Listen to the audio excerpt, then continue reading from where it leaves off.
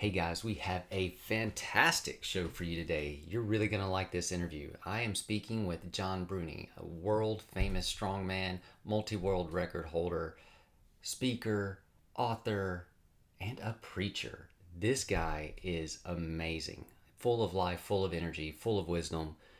Pull up a chair and buckle up. It's the Original Strength BodCast. So, you're in the Guinness Book of World Records. You've done a lot of amazing things. Just for our listeners, can you just mention a few of the things you've done, just to kind of give them a little bit of a foundation of, oh my goodness. Sure. Well, one of the things that most people enjoy is they hooked me up to two Harley Davidson motorcycles on the ABC program To Tell the Truth, and they tried to pull me apart. And so that was probably my favorite stunt. We're in the Guinness Book of World Records for me laying under a bed of nails and then my wife jump roping on top of that bed of nails. And there's kind of a funny story behind that is we used to do these and the strength programs. I've been touring doing strength ministry for many years. One time, John Brookfield and I were performing together, and we'd have everybody walk on the bed of nails and everything. And this isn't like a basic bed of nails. This thing, it actually weighs 125 pounds alone, so it's a heavy duty piece of board. And John says, I don't know if it'd work or not. It might be a little dangerous, but he said you should have your wife jump rope on top of that. And how we explain it is, so if we go to the audience, you can take an apple and set it on the bed of nails and nothing will happen. You take that apple up 3 inches and drop it, it skewers it. So it's physics. So we didn't know if it would work or not, but she just got on there, and pretty soon we started doing it all the time. And that's one of the things we're in the Guinness Book of World Records for. Also, John and I have pulled a 31,000-pound semi, many occasions for the distance of a mile. Whatever it is, if it's crazy, if it's out there, I like to do it, like to push the body and see how far you can take it, whether it's, deadlifting SUVs, whatever it may be. So I always like to think things to the edge for sure. I'm glad you brought up the bed of nails feat with your wife. What was it hard to convince her to jump rope on you while you were laying on a bed of nails? I mean, what did that conversation, how did that go? Well, it's kind of funny because she knows that we've done crazy stuff forever. When I very first started doing strength ministry, I had just happened to see somebody. I saw a program and went home to our house and said, I can do that. So I bought a bunch of bricks, set them up, smashed them, but ended up in the emergency room because I had no technique. It was just all raw power. So she's always been kind of, used to me doing crazy stuff. So we had this conversation. I said, I want you to jump rope on top of this. Are you willing to do it? And she was a little nervous at the beginning, but she just knew, well, it's not the stupidest thing you've ever tried. Now, the funny thing is it's a very weird technique because what you're doing is you're doing an isometric hold until she hits, and then you got to let out, exhale all of your air. And so what happens is, even though it's tough on me and sometimes we bleed and different things from it, the real work is for her. If you can imagine trying to jump rope on sand, what's happening is I'm absorbing that impact. So it's kind of like this dead jump, like it's somebody sucking that kinetic energy downward, and she's got to come up with that momentum upward. So what's funny is, even though she's practices, jump roping on a Bosu ball and all these different things, nothing can really simulate that. And when she's done, like, her ankles, everything is fried. She has a calf pump like you wouldn't believe, because again, it unless you've tried it, it's really hard to experience it. But yeah, the conversation was, hey, I'm willing to let you try anything once. You've been to the emergency room before. So before, like I said, before I got really good training, it was all just, and this is really before the days of internet where you could learn a lot of stuff. Now, you can get a great education depending on what your source is, off the internet. But it was all, for me, just brute strength in the beginning.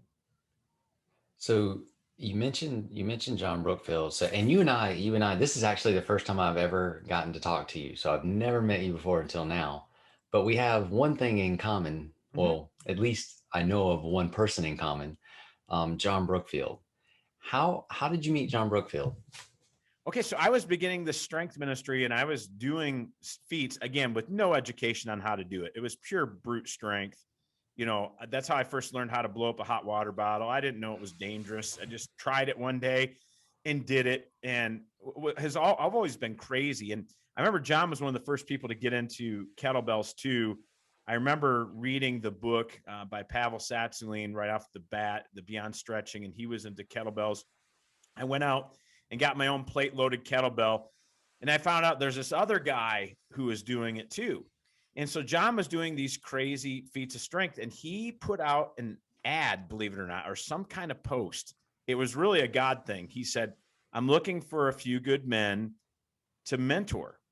And my wife said, this must be a God thing. This has to be, something that God is into. And so we talked on the phone one night and just connected. And after that, we started making trips to see each other, to do training together. We performed together. Jon, one of my funny stories about Jon, I lay down and put bricks on my stomach and let Jon break them with a sledgehammer. One of my funny stories about that is he doesn't pull any punches. So that, what you see when Jon and I do it, it's like the real deal. There's nothing gimmicked or anything. He comes off full force all the way across, and he misses part of the bricks and hits me in the hip. Oh. And we still had to continue. But that was my learning curve with Jon, is because we just learned, if we're going to do stuff, it's going to be all in. And pretty soon, we would come down and we would do trainings together. We trained the Tampa Bay Buccaneers together with the battling ropes. We just had a real great friendship over the years. But it all started with that simple ad. And in fact, we were just talking yesterday and then this morning. One of the things is we're always pushing each other with new ideas. He'll call and say, hey, I'm trying something new. And I'll say, hey, I'm trying something new. We were just talking about nasal breathing, and I was talking about mouth guard. And because he's been doing some nasal stuff where you just, whether it's mouth taping and all these different things that you can try over the years. One of the things that I started using about a year ago was a mouth guard that had a tongue lift in it. And when you put it in, it's impossible to do mouth breathing. You can only breathe through your nose. So we were talking about that. It's just little things like that, little edgy stuff. We're always trying to, as the Bible says, iron sharpen iron. We're always trying to push each other with new things. And some of that stuff is secret, proprietary training that we're doing. But, Jon and I have always tried to push each other. One of the things that we were just talking about yesterday is he's doing the cross-carrying ministry, and we've talked about doing some of that stuff. We've talked about someday down the line doing a Death Valley pull of a truck. Yeah. But what's great about Jon, as I said, we have the common mission. I try and tell people that everything we do has a purpose behind it.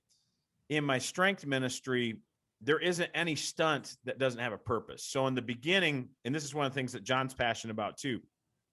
In the beginning, we'll have bricks stacked up and we'll light them on fire and crush through that. And then we'll talk about, how the Bible says that, when you pass through the fire, I'll be with you. And you need a breakthrough. Sometimes we'll write down on the bricks things that need to be, that people need a breakthrough for.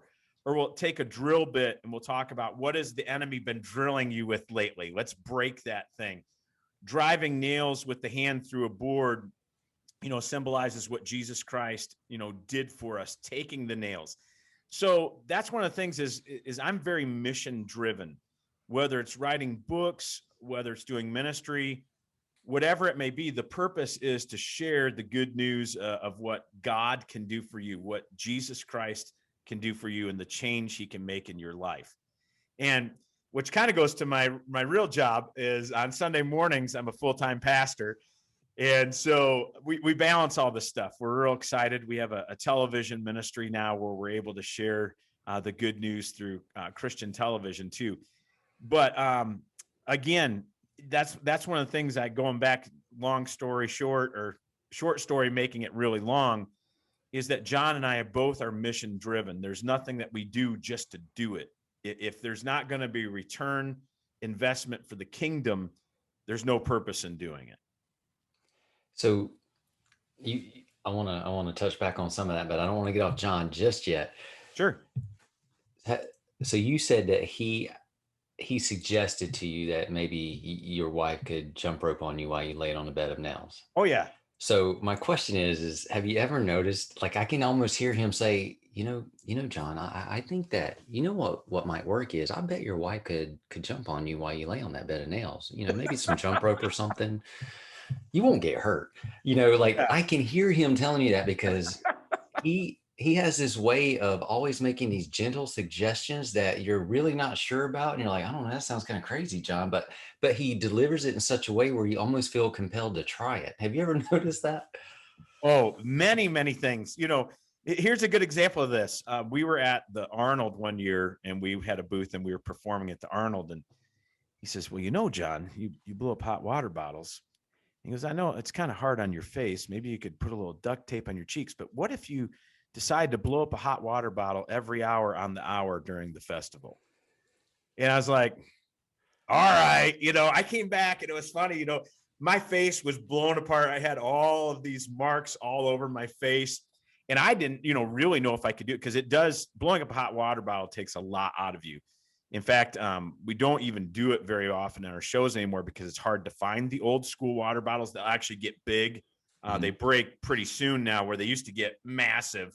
But yeah, that was one of the things that we did. Another time, I bent steel bars over my head, and he invited me down. We had the television show. It was something for NBC, some kind of NBC morning show.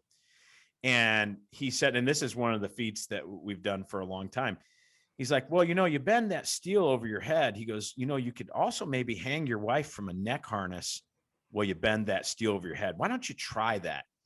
Well, of course, the first time we try it's in front of camera. So, once the media is there, you're in. There's no second chance. It's do or die. But yeah, he always has these little suggestions. You could try. And Try that out. they're so subtle and seemingly so innocent, but it's always him just like pushing the envelope in you, like a little bit. Yep. And that's the mark of a good mentor. That's the good mark of a good trainer, is to really push people to their limits, to do things that maybe they might not have the courage to try on their own. That's one of the things that I try to do with other people too. I've kind of taken on that legacy, is say, if you dug deep, maybe you could accomplish this. Because I've worked with strongmen now, and not going to name names right now, but some pretty great athletes in their own right, or especially one specifically in the strength ministry. And I'm always come up with suggestions like, maybe you should try this, or maybe, if you've done this, maybe you can, kick it up a notch and try a little bit more. And again, that's one of the things that we always want to do is encourage people to try to do something a little bit more, especially when it comes to the feats of strength ministry, because there's a big difference between a performing strongman and just strongman. There's strongman feats, and then there's strongman competitions. And that's one of the things, especially with feats of strength, is always pushing the envelope. What can you try to take it to a new level? And, that's the crazy thing is now, I think John's 60. We were just talking about this. I'm not sure how old he is, but I'm going to be turning 50 this summer. I can do stuff now, almost being 50, that I could not do in my 20s. Wow. Now there's stuff I could do in my 20s I can't do now. Just, it's forcing the mobility issues. I try not to be as ridiculous. One of the things I recently gave up was extremely heavy bench pressing.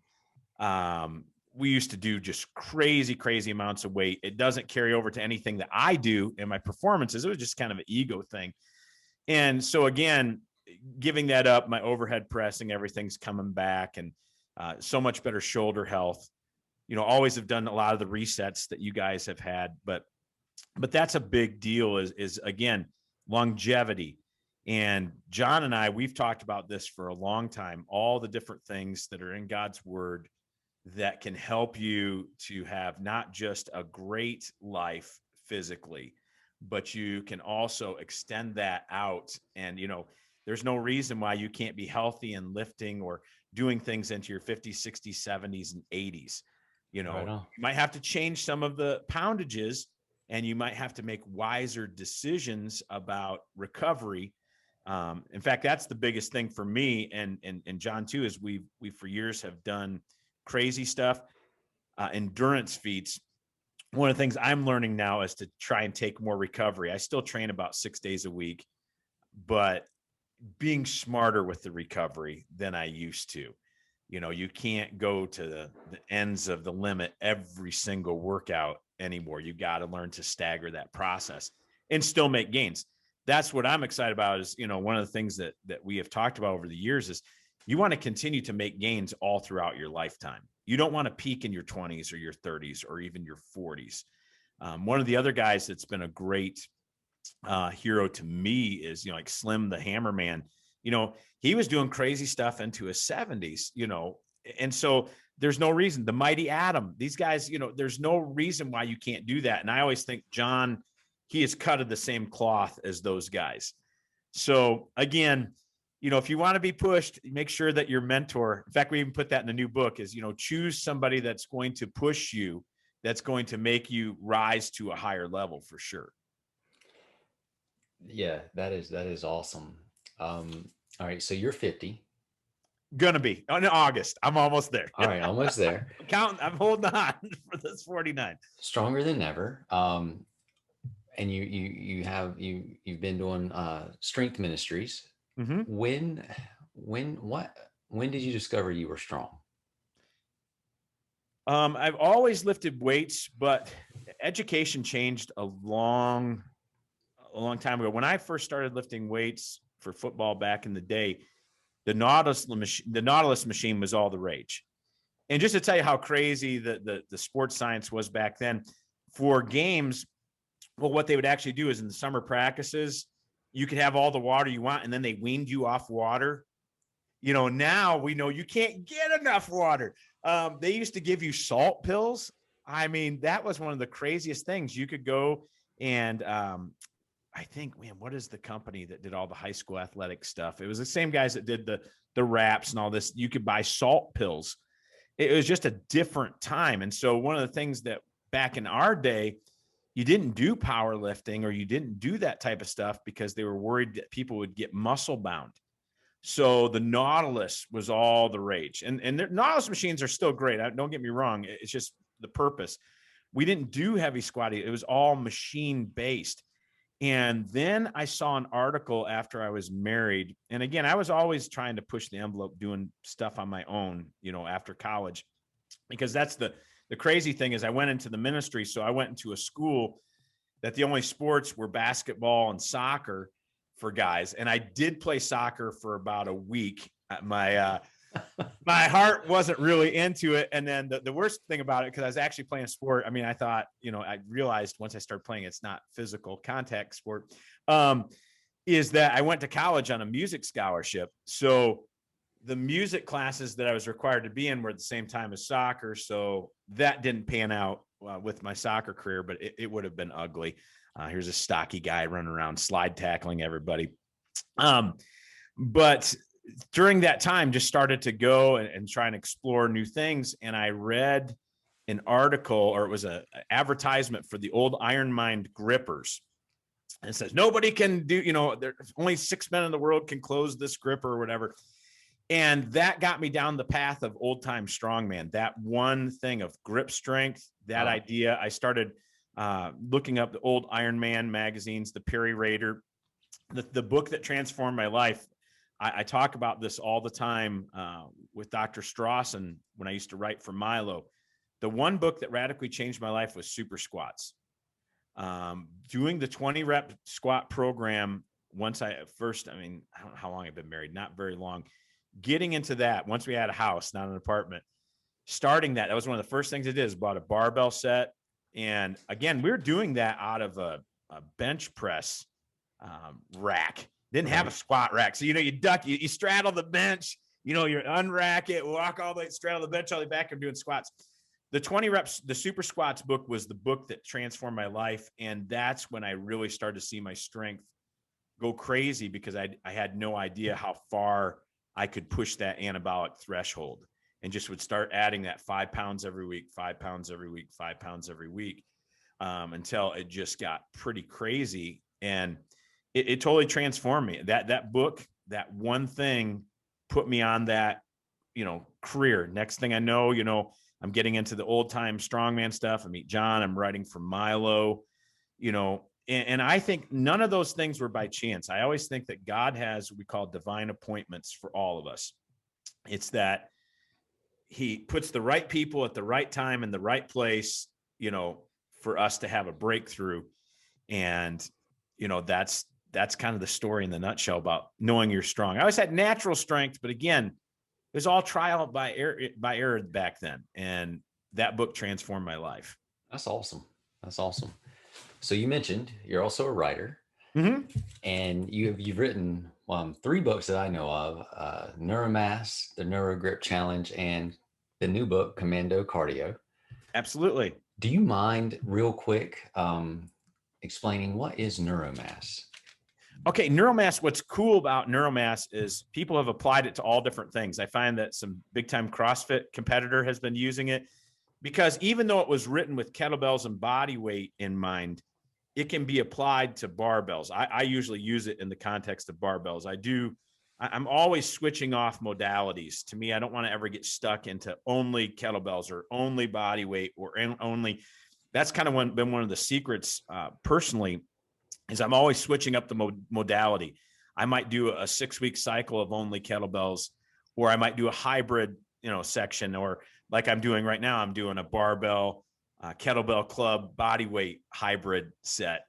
But Neuromass, so it can be applied to anything, but it was basically wanting people to understand that if you're going to be truly athletic, you have to have not just the show muscles, you have to have the go muscles, and you've got to be able to switch. And I was thinking within the context of the NFL and hockey, especially this, the NFL and the NHL, I was thinking of this.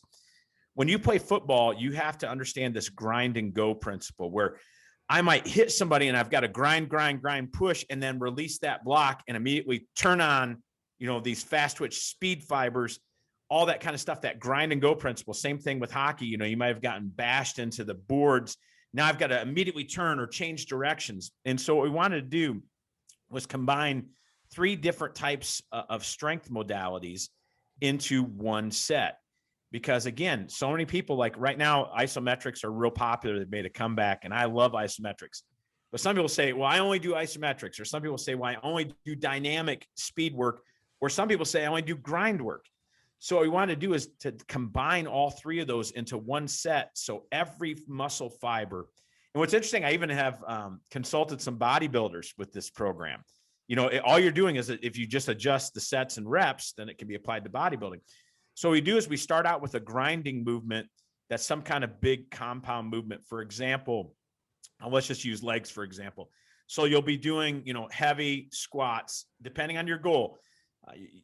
Again, rep range is what you want to look at. If you're trying to just get strength, that rep range is going to be lower. If you want to get bigger muscles, the rep range is going to be higher. So you'd start out with that grind.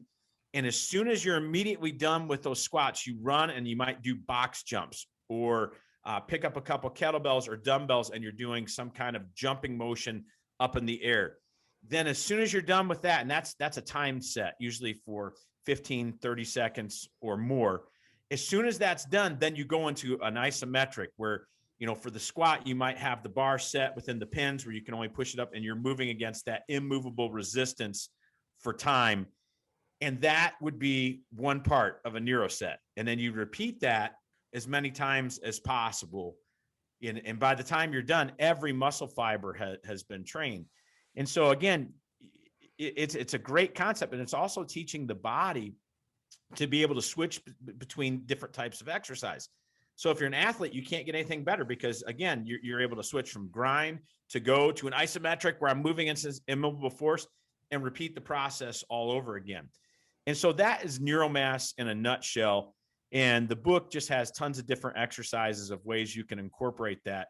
I tell people to get very, very creative all the time. As long as you can remember, I'm doing a grind, a dynamic power drill, followed by an isometric, that you can't go wrong with that. Especially, again, you can switch it. You can do it with just body weight. That's the great thing, is people have done it just body weight only and getting great results. So that's Neuromass in a nutshell. The second book is about the Neurogrips. And these are a type of push-up I didn't invent. They've been around forever. Jon and I actually used to do them on spikes with socks, rolled up ball socks, do it on a nail or a dowel. So, I mean, I can't say that the concept's been around forever, but what I wanted to do was make the right diameter of the grip so it would not overtax your grip, but at the same time make you engage. And so you had to balance, and also the length of the spike is different than most any other spike push-up tool you can find out there. But it was this whole aspect, especially for guys that, have beat up shoulders like me, and you want to engage the core and the mind. And again, all the books, one of the big things I emphasize is I am against mindless exercise. You want to engage your brain and your body together in everything that you are doing. And so by doing this, because, I've worked with guys that are martial artists, they can knock off, hundreds of push-ups on their knuckles. And to the point where they're not even thinking about it, they're just doing it. When you engage the Neurogrips and the way that you're holding on, if you don't engage, you're going to face plant or you're going to break your wrist. Something bad's going to happen. So that was the idea behind that. But then again, it's so much more than a push-up book. We teach the X band protocol. This is something that I experimented with one of my friends who's in SWAT. You actually can see I presented this at the Arnold. He had to do it in front of everybody. He was trembling pretty hard by the time we're done, because when you're doing demos, you don't really get a break. But the X band protocol, where you're engaging every muscle in your body while you're doing this. Another great thing is we teach people how to use the brain and your hands. We're very tactile people. So one of the things I'll do is we'll take a set of blocks, kids blocks, put them on one side of you, and you'll have the Neurogrips. You'll set a Neurogrip down, pick up a block, put it in the middle, pick that other Neurogrip up, set the other one down, pick the block up, get the Neurogrip, until all the pile of blocks has been moved all the way across. Now, what's great is because they're different shapes and sizes, the brain's having to engage with that tactile sensation. Every time you're moving something, it teaches the body to move with tension and release tension. And again, that's just an example of some of the stuff that's in that book. It also has some blood flow restriction training back when that was kind of not in its infancy, but in its infancy as popularity. I now use a certain kind of brand where you can inflate the cuffs and everything. But back then, if it was new, I experimented with it and did it. So when you see my writing, it's stuff that I was doing right at the time. And then we get into Commando Cardio. This book had been written for a while. I was so passionate about velocity. One of the things Ori Hoffmeckler and John Brookfield have always taught is the importance of velocity. And so, we would do these things. Ori shows stuff with the towels. Jon showed me stuff with towels. I started when I first had my own strength equipment company, took that to another level, and actually even developed a velocity machine where we had canvas hooked up to this thing and it had springs on it. So it simulated a partner. And I was taking it around to MMA fights and different things and having fighters try this. And then what happened was these basic velocity concepts. And by the way, for people to understand velocity is the sustained speed. How everybody can, create a little bit of speed, but can you sustain it? That's the secret to elite athleticism. And so Jon and Ori showed these velocity concepts, and what we want to do is take it to another level. So I was making canvas things, eventually did it with a parachute because it has much more resistance, but want to say, how do we take these velocity concepts to an entirely new level? And so what I did was designed a whole program around it where you're not just doing velocity exercises, but you're basically making the body smarter by doing opposing things. So to give you an example of this, we might be doing an isometric with the lower body while the upper body is doing velocity. And that really messes with the brain at the time because you're working on holding one while doing something totally different. And then it really makes the body smarter. One of the things I developed was doing dynamic opposing movements to the upper body. So on the bottom, you might be doing, crisscross jumps or lateral jumping while the upper body is doing up and down velocity. And the way I give that example is this whole thing of being a kid. You used to try and pat your head and rub your stomach in a circle at the same time, teaching the body to be smarter. And that whole concept goes back to elementary school. It's one of the things I like to talk about in the book. I love gym class in elementary. It was a chance to get out and just be crazy. And gym class used to be a lot more wild back in the day. But besides floor hockey and, of course, the dodgeball with the rubber balls that would leave a welt on your face when you got hit, and I got hit my share of times, and I survived. It's okay. What was popcorn was parachute day. We bring this parachute out, and this was the craziest thing. They put on the big record. That's the thing. They had the cheesy record with the exercises. But we'd all get around the parachute, and what happened was she would throw balls on the parachute, and the idea was everybody to do this extreme velocity exercise and bounce all the balls off the parachute. That's where the parachute concept kind of came from. I learned velocity from Jon and from Ori, but the concept of how to take it to another level and the kind of resistance that needs to happen was a lot from elementary gym class. I do have to tell you, by the way, you're only like just a little bit older than me, but the popcorn parachute PE days were the best days ever. I loved it. I loved it. So that's kind of that concept of velocity. And then also with Commando Cardio is it's really not a cardio book. So Commando Cardio, when first they came up with the name, it got teased a lot about it. Like, oh man, is this like naked cardio? What is this? You're going commando. It's like, no, it's minimalist. It's portable. It's efficient. We thought about commandos. One of the things that commandos have to do is they have to be dropped in somewhere with minimal equipment, get the job done and get out. It's very quick and efficient. And one of the things that my favorite exercises is messing with the battling ropes. You can always take that to another level. I was one of the first guys, and that's where Jon really pushed me to do ridiculous things. I was one of the first guys to pass the level 2 status. And that's when he was developing what the level 2 status was. He's like, well, I think he's still developing it.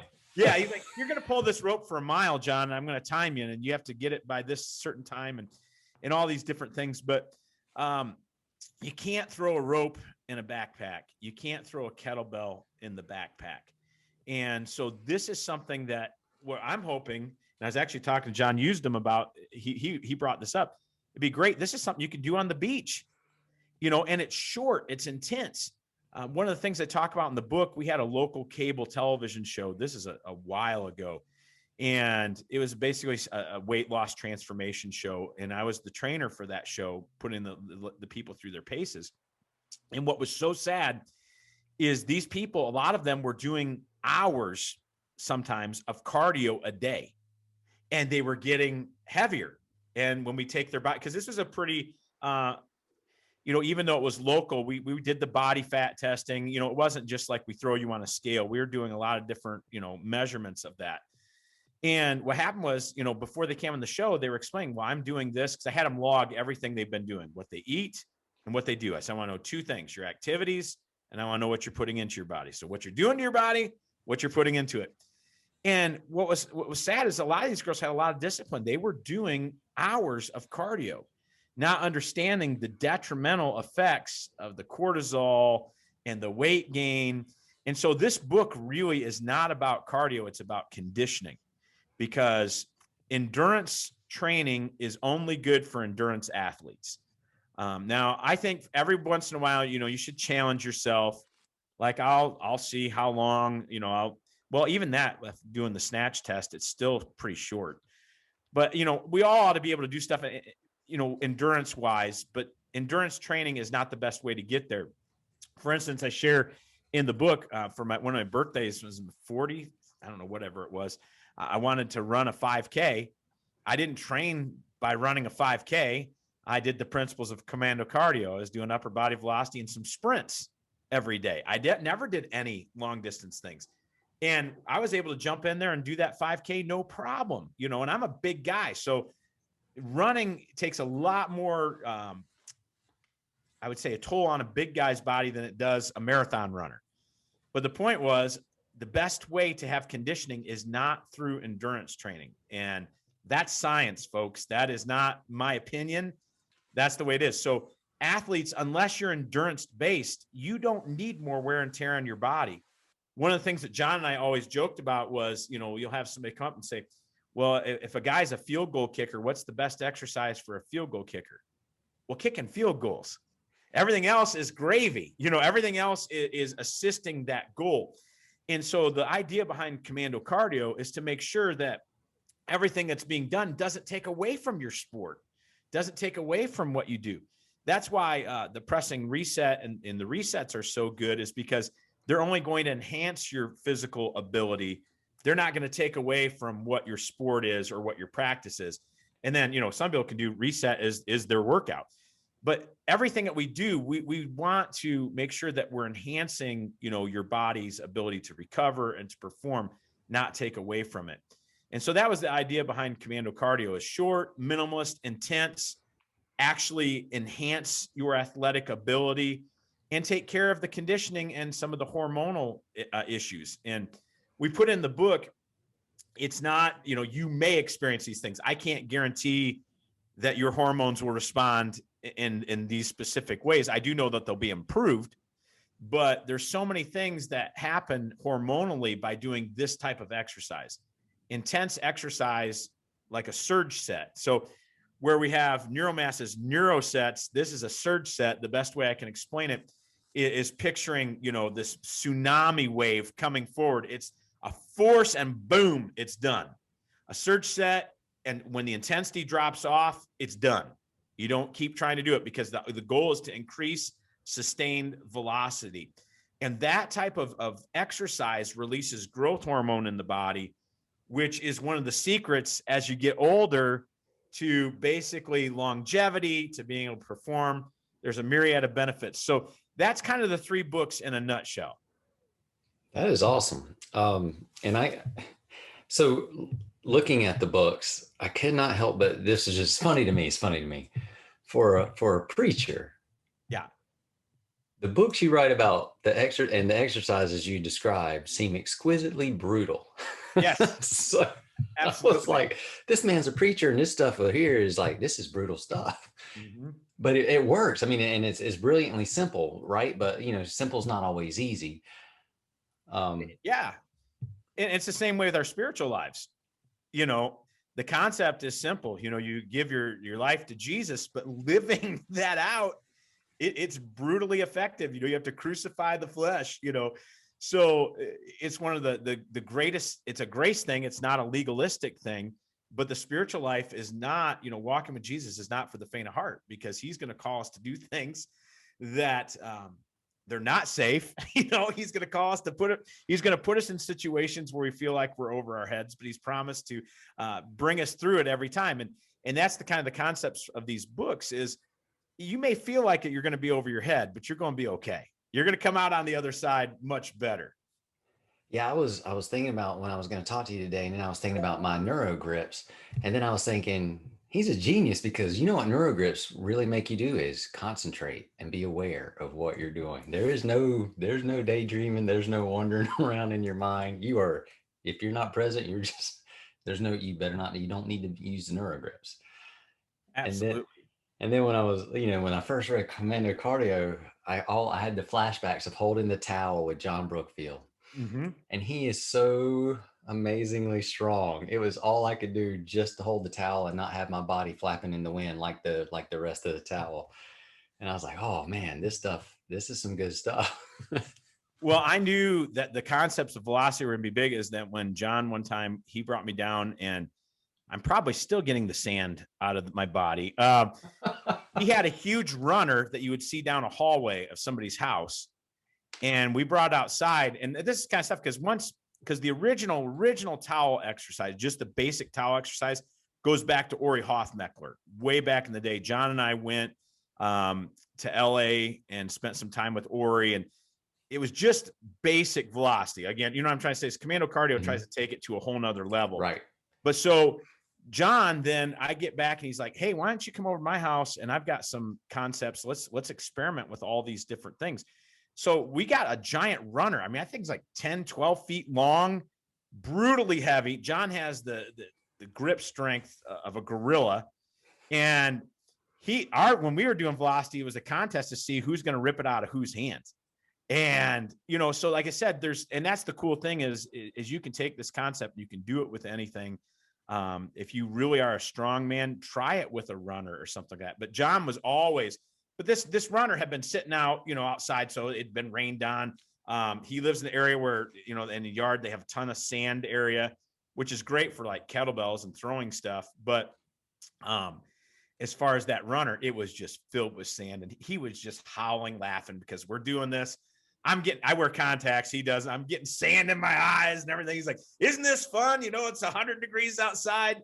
We're trying to do this for as long as we could do it. And I would say this is a huge thing. The difference between Commando Cardio and some of the stuff I've done with Jon is when we did these concepts with Jon originally, it was to try and see how long you could do it before you would fry out. Commando Cardio, the biggest difference is once you slow down, you're done. The goal isn't to be able to do it for 10 or 20 minutes without setting it down. I've done velocity with Jon for long, crazy periods of time. So again, that's why I said the average Joe can do this, but it is, again, it's a lot of fun, but it's not mindless for sure. No, and I loved your explanation of the surge, how you use the tsunami to maintain the velocity, and then when it drops off, you're done. I thought that was awesome. Where can people find out about Jon Bruney and Jon Bruney's books, and can people work with you if they wanted to? Yeah, absolutely. So I do consulting. I don't have as many people train in my dungeon just because I'm so busy, but if you're in the area, you're welcome to come over. We call it the dungeon. In our basement, we've got, everything from Indian clubs to 45-pound club bells to kettlebells to maces, free weights. I mean, it will not be your traditional workout. It's going to be pretty crazy. But you have the dungeon there, so that's always an option. But mostly it's right now, it's consulting. And they can find out more about me at neuropowersource.com. And then also you can follow me. I'm not on social media a lot just for, I try to keep my brain sane. But I do post. You can find me on Facebook, Twitter, and Instagram. And that's where you can also find out about the podcast. We do a podcast called Pressing the Limits. And it is, even though it's sponsored by our church, it is stretching because many of the people that we have on don't come from a Christian background. We have a variety of people, and it's all to grow your mind, body, and spirit, and to be able to stretch. And we've had guys like UFC champ Randy Couture on, to everybody that Emmy Award winner Allie Ward. So it's people that are on the opposite sides of the thing. She has this whole thing with ologies and science. And so we have everything from fighters to bodybuilders, whatever it may be. It's going to stretch you because, again, the people that are on there are so diverse. But I want to warn people, even though it's hosted by a pastor, even though it's sponsored by a church, you'll probably hear a lot of colorful language from the guests. We don't edit any of that stuff. We let our guests just say whatever they want to say. But I just want to have that warning up front. If you do get on the Pressing Limits podcast, you will probably hear some colorful language and definitely some colorful stories. But again, it's all about investing in people. So please, we'd love to have you get in touch with us. And then if you want to watch our messages, you can get on zionmissionarychurch.net and you can watch our weekly television show there. If you're in the tri-state area, you can watch us on television. Our program's called Ignite, and that is a motivational spiritual message on the TCT network. So if you have that in your area, that's on Sunday nights, I believe at 5 or 6 o'clock. I'm not sure. So, but we would love to engage with you in any way possible for sure.